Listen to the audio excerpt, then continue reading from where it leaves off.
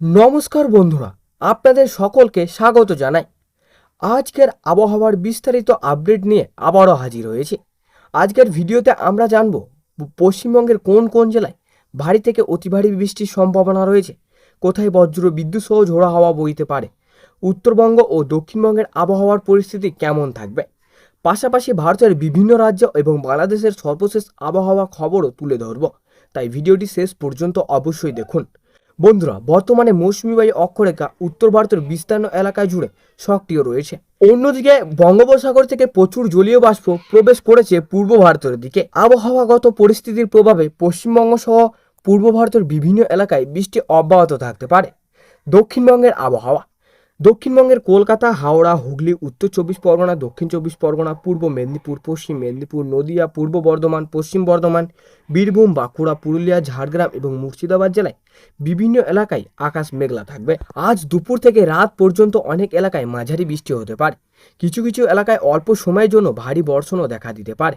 বজ্র বিদ্যুৎ সহ বৃষ্টির সঙ্গে ঘন্টায় 30 থেকে 50 কিলোমিটার বেগে দমকা হাওয়াও বইতে পারে। যেসব এলাকায় জল জমার প্রবণতা রয়েছে সেখানে নাগরিকদের সতর্ক থাকার অনুরোধ করা হয়েছে। উত্তরবঙ্গের আবহাওয়া। দার্জিলিং, কালিম্পং, জলপাইগুড়ি, আলিপুরদুয়ার, কোচবিহার, উত্তর দিনাজপুর, দক্ষিণ দিনাজপুর এবং মালদা জেলায় বৃষ্টির প্রবণতা আরও বেশি থাকতে পারে। বিশেষ করে পাহাড়ি এলাকায় মাঝারি থেকে ভারী বৃষ্টি অব্যাহত থাকতে পারে। অতিরিক্ত বৃষ্টির কারণে ছোট নদী ও ঝর্ণাগুলোর জলস্তর বাড়তে পারে। পাহাড়ি সড়কে কাদা ও পাথর ধসের আশঙ্কাও উড়িয়ে দেওয়া যাচ্ছে না। পর্যটকদের অপ্রয়োজনীয় পাহাড়ি ভ্রমণ এড়িয়ে চলার পরামর্শ দেওয়া হয়েছে এবং স্থানীয় প্রশাসনের নির্দেশনা মেনে চলা উচিত। এবার জেনে নেওয়া যাক ভারতের অন্যান্য রাজ্যের আবহাওয়ার সর্বশেষ পরিস্থিতি।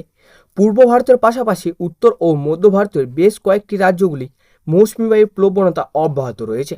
বিহার, ঝাড়খণ্ড এবং উড়িষ্যার বিস্তীর্ণ এলাকায় আজ মাঝারি থেকে ভারী বৃষ্টির সম্ভাবনা রয়েছে।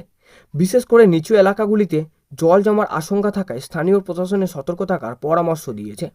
উত্তরবঙ্গের পূর্বাঞ্চলের ছত্তিশগড় এবং মধ্যপ্রদেশের কিছু এলাকায় বজ্র বিদ্যুৎ সহ বৃষ্টির সম্ভাবনা রয়েছে।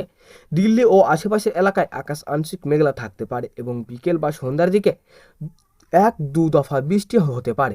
এর ফলে দিনের তুলনায় রাতের তাপমাত্রা কিছুটা কম অনুভূত হতে পারে। অন্যদিকে মহারাষ্ট্রের মুম্বাই, পুনে, রায়গঞ্জ, রত্নাগিরি ও কনকন উপকূলীয় বিভিন্ন এলাকায় মাঝারি থেকে ভারী বৃষ্টি চলতে পারে।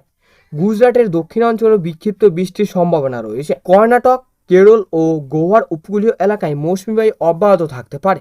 এবার আসা যাক বাংলাদেশের আবহাওয়ার খবরে। বাংলাদেশের ঢাকা, খুলনা, বরিশাল, চট্টগ্রাম, সিলেট, রাজশাহী, রংপুর এবং ময়মনসিংহ বিভাগের অনেক এলাকায় আজ মেঘলা আকাশের সঙ্গে মাঝারি থেকে ভারী বৃষ্টির সম্ভাবনা রয়েছে। কোথাও কোথাও বজ্র বিদ্যুৎ সহ দমকা হাওয়াও বইতে পারে। উপকূলীয় অঞ্চলে বসবাসকারী মানুষদের এবং নদীপথে চলাচলকারী নৌযানগুলিকে সর্বশেষ আবহাওয়া বুলেটিনের দিকে নজর রাখার পরামর্শ দেওয়া হয়েছে। সম্ভবত তাপমাত্রা। কলকাতার সর্বোচ্চ তাপমাত্রা 30 থেকে 32 ডিগ্রি সেলসিয়াসের মধ্যে, 26 থেকে 27 ডিগ্রি সেলসিয়াস। উত্তরবঙ্গের জেলাগুলির সর্বোচ্চ তাপমাত্রা 26 থেকে 29 ডিগ্রি সেলসিয়াসের মধ্যে থাকতে পারে। বৃষ্টির কারণে অনেক এলাকায় গরমের তীব্রতা কিছুটা কম অনুভূত হবে, তবে বাতাসের আর্দ্রতা বেশি থাকায় গুমোট আবহাওয়া বজায় থাকতে পারে। বজ্রপাতের সময় খোলা মাঠে অবস্থান করবেন না, বড় গাছের নিচে বা উঁচু অবস্থান করবেন না। ভারী বৃষ্টির সময় অপ্রয়োজনীয় ভ্রমণ এড়িয়ে চলুন। বিদ্যুৎ চমকানোর সময় বৈদ্যুতিক যন্ত্রপাতি ব্যবহার সতর্ক থাকুন। নিচু এলাকায় জল জমে থাকলে সতর্কতার সঙ্গে চলাচল করুন। শিশু ও বয়স্কদের বিশেষ যত্ন নিন। তো সুপ্রিয় দর্শক, এই ছিল আজকের বিস্তারিত আবহাওয়ার খবর। ভালো লাগলে একটি লাইক করবেন এবং চ্যানেলটিকে সাবস্ক্রাইব করে পাশে থাকা বেল আইকনটি অন করে রাখবেন। ধন্যবাদ। সবাই ভালো থাকুন, সুস্থ থাকুন এবং নিরাপদে থাকুন। নমস্কার।